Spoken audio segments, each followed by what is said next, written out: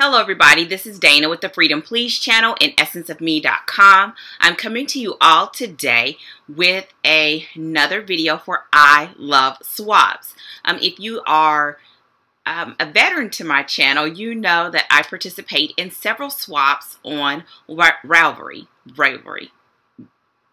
You know what I'm talking about. And if you're new to my channel, then now you know too. Today I have a swap from a cowl. It was a cowl swap, and we put some other goodies in the box. And so if you're interested in seeing what I got in this box, yes, I cut the tape. I haven't looked inside, so you and I will see what's inside at the same time. If you're not interested, then I'll see you on the next video. So I guess this will be a great time to grab your coffee and all that good stuff. This is not going to be an uber long video, but you know, I have a tendency to keep on going. And so I will see you all after the introduction. See you in a bit.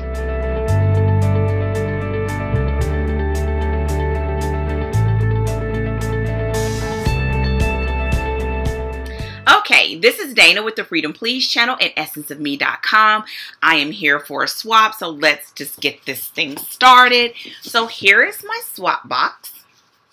And this came from, it's officially a cowl swap that's on Ravelry. And it came from another person in Texas. Oh, look at the card. Pretty, pretty, pretty. It's a handmade card. Let's see.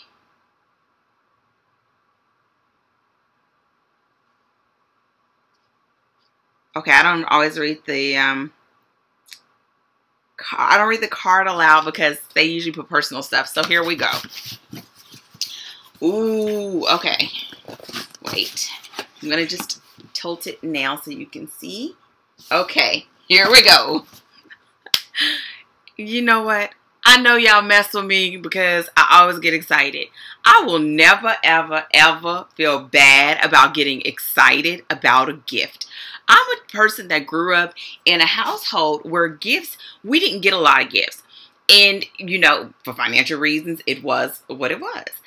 But as an adult, I found that I loved them that much more because it was not a regular occurrence for me. So we got them at a holiday, like Christmas, but usually throughout the year, that pretty much was it. My mother saved until Christmas. So anyways, so that's another reason why I just love swaps. So here we go. First of all, there is a book in here. Stephanie Pearl McPhee. Cast-Offs, The Yarn Harrod's Guide to the Land of Knitting. It says, pack your bags, how much yarn, map out your course, where the closest yarn store, learn the language, just one more row, find your traveling buddies, look for the telltale sign, needle holes in the purse, oh Lord, and cast off with Stephanie Pearl McPhee on a trip from which you will never return if you're lucky. Ooh.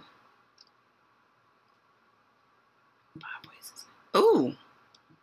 I like the formatting already. Okay, so it just seems like there are little articles and tips for traveling. The traveling knitter.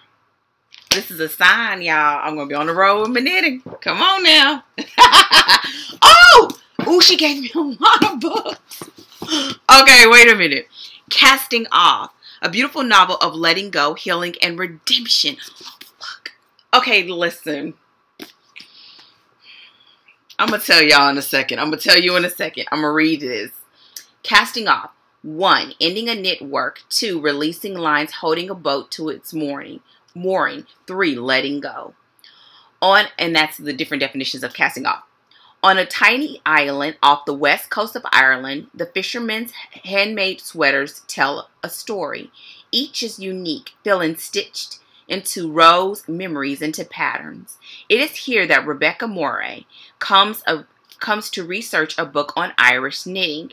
With her daughter, Rowan, accompanying her, she hopes to lose herself in the history of the island and forget her own painful past. Soon the town folks' warm embrace wraps Rebecca and Rowan in a world of friendship, laughter, and love. And it is here that young Rowan befriends Sean McHorn. a cantankerous old fisherman, despite his attempts to scare her off. As Rebecca watches her daughter interact with Morin, she recognizes in his eyes a look that speaks of a dark knowledge not unlike her own. And when current storms threaten to resurrect old ones, Morin and Rebecca find themselves on a collision course, with Rowan caught between them, each buffeted by waves of regret and recrimination. Only by walking headfirst into the winds will they find the faith to forgive without forgetting and reach the shore. I'm excited about this. I'm so excited. Okay. Wishes and Stitches, a Cypress Hollow yarn. Wishes and Stitches will take you home to a place you'll never want to leave. Okay. It has always been Naomi Fontaine's dream to practice small-town medicine, an ambition that brought her to Cypress Hill, the charming, tight-knit community her late friend, knitting guru Eliza Carpenter, loved so well. But no matter how hard she tries, Naomi can't seem to fit in here. Then rugged Rig Keller moves in to take over half of Naomi's medical practice and instantly charms everyone in town, including Naomi. Rick saw what a broken relationship did to his brother and has no interest whatsoever in getting serious. But the temptation to play doctor with his new partner is just too strong to resist. Uh-oh. Any chance they might have of being truly knit together by love, however, do you see how they keep saying knit? However, depends entirely on what secrets they're willing to reveal, and on Rick's willingness to risk his heart and Naomi's desire to open hers completely. Here we go. And then one last one. I know I'm doing a lot of reading, and my brain is so mushy right now. I just came back from my first run of the season, and yeah, it did be in and it was hot. So here we go. The last book. How to Knit a Heart Back Home, a Cypress Hollow. Oh, a Cypress Hollow yarn. Okay, so now I got to see which one comes first. Okay, I'm going to read it. Oh, and she has another one called, I'm going to look it up. It's called How to Knit a Love Song. Oh, okay, here we go. Last one. Lucy Harrison sells books by day and volunteers with the Cypress Hollow Fire Department by night. Her life is just the way she likes it. Full, even-keeled, and smooth, until bad boy ex-cop Owen Bancroft comes back to town. Lucy has always been fearless, never scared about diving in to help others. When it comes to risking her heart, however, she realizes she's absolutely terrified. In a small town like Cypress Hollow, everyone knows your business, and there is nowhere to hide. Then Lucy and Owen are thrown together by the discovery of the lost work of local legend, knitting guru, Eliza Carpenter. Okay, she was mentioned in the other book too. Now Owen, adrift and struggling to redefine himself as a civilian without a badge, will have to learn how to open himself up to life's new possibilities, while Lucy decides just how much of herself she's willing to gamble on love. Here it goes. So, the website that is on the back of the books is yarnagogo.com. So that's yarnagogo.com. I'm going to look this up because on the bottom of both of them, so it says, well, this one says author of How to Knit a Love Song, and this one says author of How to Knit a Heart Back to Home. So that was this one, and then it was this one.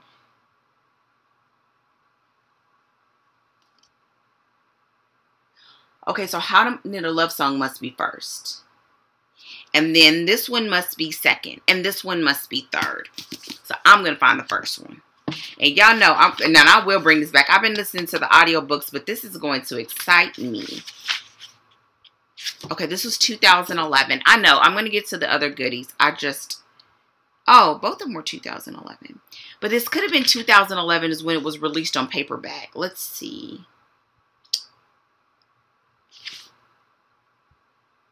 I don't see them. I'm going to keep going. And it's not the same one as that. Okay. There we go. So here are the books. Okay, I didn't even expect that at all. Okay, next, there is this coupon keeper. And here's the inside. Here's the it's a notepad. Oh, and the coupon keeper. And I really need this. I'm so awful. I keep telling myself I'm going to coupon. I'd rather just go in and get the deals than look for coupons. But I'm going to do better. Also, there's a clipboard and a memo pad and magnet. Awesome. Which will be good from crafting. Says say hello. Cool stuff. Okay. Now we're about to get to the really good stuff. Okay, so here are some glass beads. Both of them in the color that I love. Okay, this one is, there's two colors. Oh, there. Oh, my lighting got better. There we go. I'm trying to say, how can I tell what color they are? There are numbers, but there's no colors. Now, what I like about this size is that this would be a really good size for adding the beads to your knitting or to your crochet, depending on the size. But if you're doing something lightweight, something lace weight, these will be perfect because they're really small. See the holes? These are really small. And I know nothing about the size to be able to tell you what that means. So we're going to move it on. Okay, I have 2 skeins of Noro. I've never used this before. Okay, this look like it. This isn't Japanese. Okay. The weight seems like...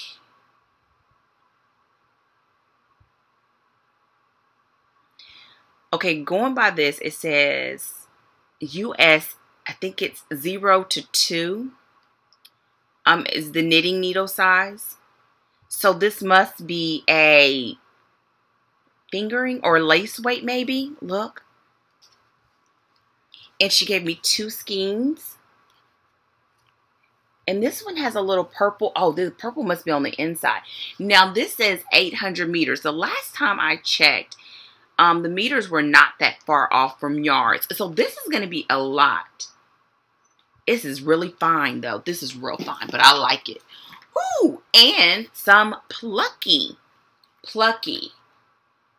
Rustic. 100% superwash merino. 165 yards. Wintry mix. I can't tell. I need to get better at knowing what the weight is when it's not marked, but I can't tell. I really can't tell. It feels like it could be worsted. But I just did some knitting on what was technically considered DK, and I know it felt like it was worsted. But again, a project bag, yes, I need one. And what's inside? Oh, okay, so this was a cowl swap. Okay, so here is the cowl. Oh, look at the stitch. Ooh, and it has purple. Okay. I know I love long cowls. So it can be short. I will wear this one long, though. I would stand up, but you can't see. I'm in a t-shirt. I don't want to see. So this is, and it's warm. Looking at the construction. So yes, that is beautiful. Okay, and another book. Oh, she's this, every person. Okay, hold on. The Yarn Harlot writes again. Free range knitter. This book is about the things we have in common, we knitters, no matter where we live, whom we love, or what we are knitting. This book though it perhaps to be about knitting, it's actually about knitters.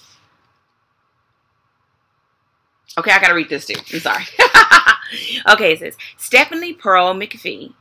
Oh, the same author of this book. Okay, here we go. Returns to pen another hilarious, insightful, and pragmatic collection of essays surrounding her favorite topic, knitting, knitters, and what happens when you get those two things anywhere near ordinary people. Free-range Knitters shares stories of knitting horrors and triumphs and knitting successes and defeats. But mostly, it shares stories about the human condition that ring true for everyone, especially if you happen to have a rather large amount of yarn in your house. So me. Okay, so this was the final book, and that is it. She did a fantastic job. What I love about doing these swaps is I tend to have the same responses. I just copy and paste my responses, and because the questionnaire is actually rather long, but every person that sends a package to me, they just zero in on something different, so that every time I think, oh goodness, I don't know what's gonna happen, it turns out that it's just great. And the fact that I received so many books, I'm so excited about reading these. And as you all know, I love to, I write, I keep saying as you all know. If you don't know, now you are finding out. I write fiction, and one of the things I've been really interested in is how I could weave in my love of yarn crafts with my fiction writing. I tend to write suspense, and so I have not been able to quite figure out how I can pull it in other than mentioning it. And so I'm excited to read these books, not because they were just because they were given to me, which I appreciate, but also from the sense of crafting and from the sense of crafting in my other craft of choice, which is writing. So here we go. Another swap well done, and the fact that I got 3 skeins of yarn, and I am going to need to find out what weight this is. And it's this, like, you can't really see it. It's like a grayish kind of color. Not white, not gray, but almost like a tan to gray scale. It's really soft. I'm excited about that too. So that is it. Thank you so much for watching.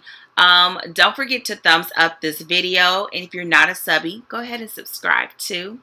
As always, I look forward to chatting it up with you in the comment section. Let me know what you have going on. What are you working on? How is your summer going? How was your holiday? And have you participated in swaps? I ask this question all the time, and I get so many responses, and it seems to be that a lot of people have bad experiences with swaps, and I really hate it for them, but I've had a great experience. And so that is that for me. Take care, and I look forward to seeing you all hopefully sooner than later. As always, you can visit me online. I keep saying "and always," and I realized that in my last video too. You can visit me online at essenceofme.com. If you have any comments, questions, or concerns, drop them below, and I will talk with you all hopefully sooner than later. Take care, and goodbye.